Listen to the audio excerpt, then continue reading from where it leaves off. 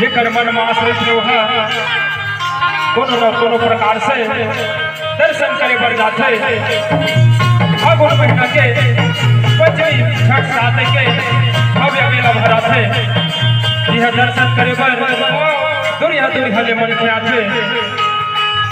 का कहत सुनत भैया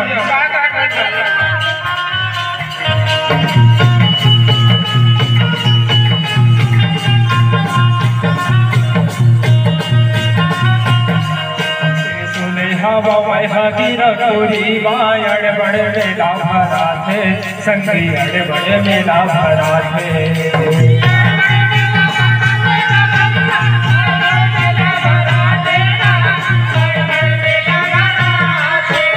फागुन पंचमी छठ साते के देखे बर मेला जाते संगी देखे बर मेला जाते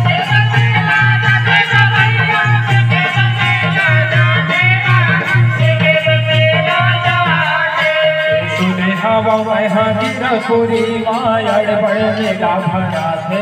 संगी अड़ बड़े मेला भरा थे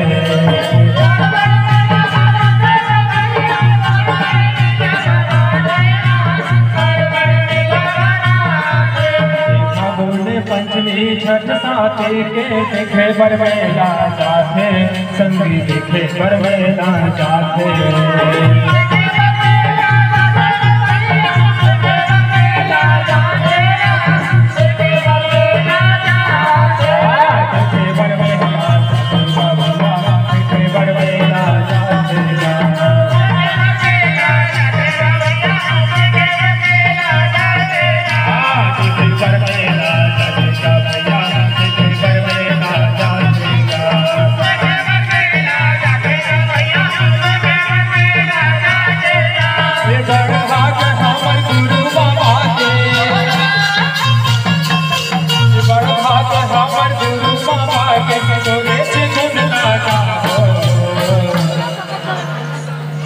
सुन था संगवारी।